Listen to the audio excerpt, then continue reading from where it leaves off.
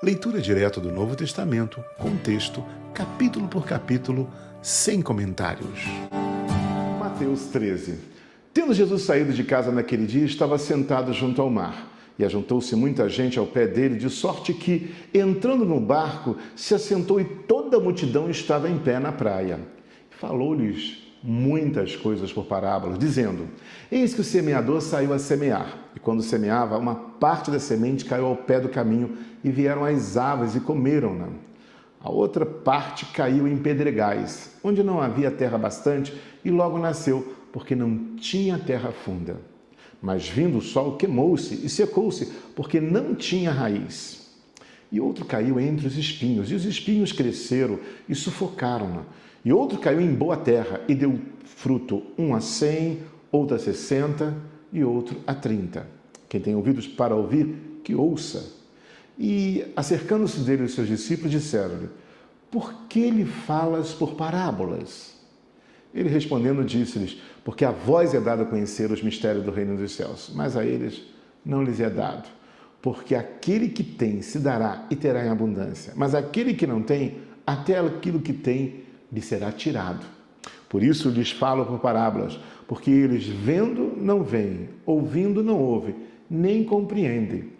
E nele se cumpre a profecia de Isaías que diz: Ouvindo ouvireis, mas não compreendereis. Vendo vereis, mas não percebereis. Porque o coração deste povo está endurecido, ouviu de mau grado com seus ouvidos e fechou os olhos, para que não vejam com os olhos e ouçam com os ouvidos e compreendam com o coração e se converta, e eu o cure. Mas bem-aventurados os vossos olhos, porque veem, e os vossos ouvidos, porque ouvem. Porque em verdade vos digo que muitos profetas e justos desejaram ver o que vós vedes, e não viram, e ouvir o que vós ouvis, e não ouviram. Escutai vós, pois, a parábola do semeador.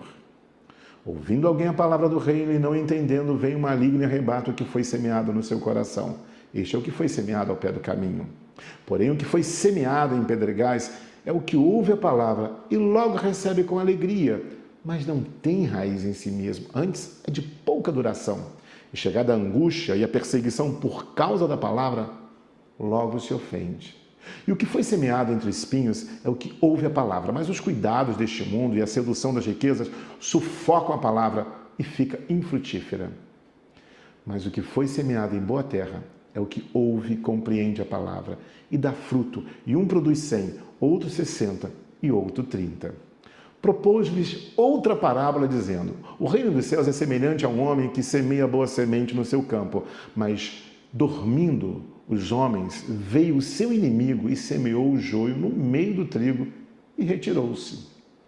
E quando a erva cresceu e frutificou, apareceu também o joio.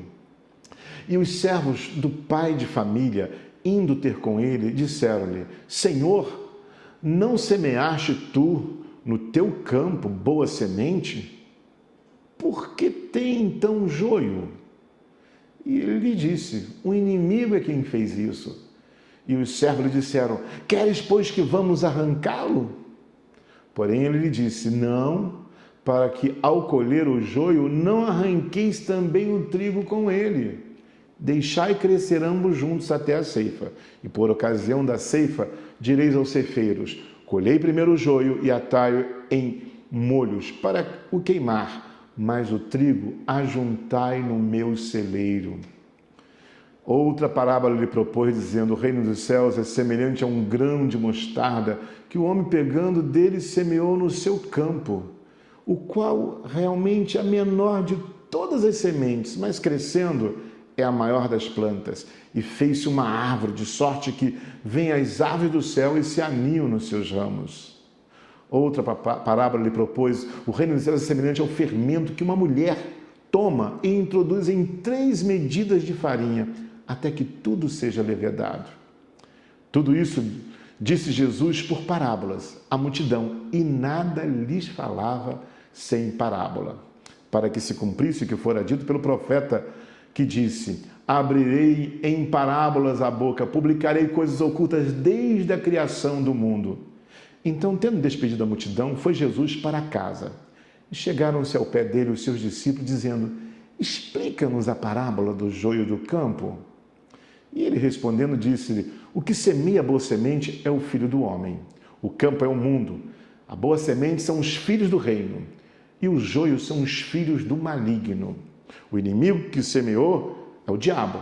E a ceifa é o fim do mundo. E o ceifeiro são os anjos. Assim como o joio é colhido e queimado no fogo, assim será na consumação deste mundo. Mandará o Filho do Homem os seus anjos, e eles colherão do seu reino tudo que causa escândalo e os que cometem iniquidade, e lançá-los-ão na fornalha de fogo. Ali haverá pranto e ranger de dentes. Então os justos resplandecerão como o sol no reino do seu Pai. Quem tem ouvidos para ouvir, que ouça. Também o reino dos céus é semelhante a um tesouro escondido num campo, que um homem achou e escondeu, e pelo gozo dele vai e vende tudo quanto tem e compra aquele campo. Outro assim, o reino dos céus é semelhante a um homem negociante que busca boas pérolas, e encontrando uma pérola de grande valor, vendeu tudo quanto tinha e comprou-a. Igualmente, o reino dos céus é semelhante a uma rede lançada ao mar e que apanha toda a qualidade de peixes. E, estando cheia, puxam para a praia e, assentando-se, apanham para os cestos os bons. Os ruins, porém, lançam fora. Assim será na consumação dos séculos.